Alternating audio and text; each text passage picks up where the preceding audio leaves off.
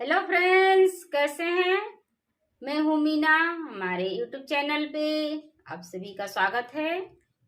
आज मैं सीमा हैदर पे एक छोटा सा वीडियो बनाई हूँ।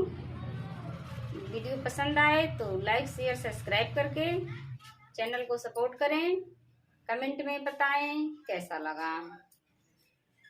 पबजी खेलत रहली हो गइल प्यार हो, छोड़ी अइली देश अपन घर या दुआर हो। पबजी खेलत रहली हो गइल प्यार हो, छोड़ी अइली देश अपन घर या दुआर हो। भइल बट कांड बाटे सनिया मिर्जा खानी, भइल बट कांड बाटे सनिया मिर्जा खानी।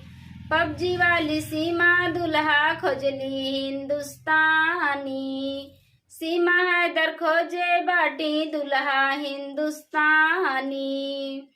सोशल मीडिया पे भइल बाटे हाला, सारा पाकिस्तानी सन के मुंह कैली काला।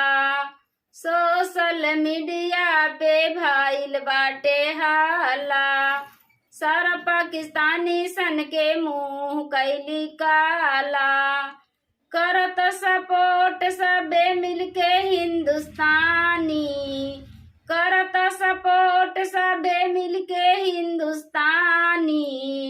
पबजी वाली सीमा दुल्हा खोजली हिंदुस्तानी, सीमा हैदर भइल बाटी सचिन के दीवानी।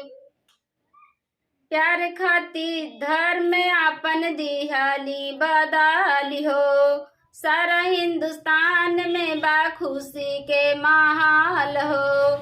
प्यार खातिर धर्म आपन दिहाली बदल हो, सारा हिंदुस्तान में बा खुशी के माहौल हो।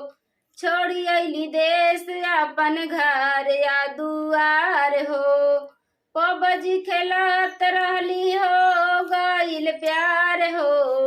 छोड़ी अइली देश अपन घर या दुआर हो, पबजी खेलत रहली हो गइल प्यार हो।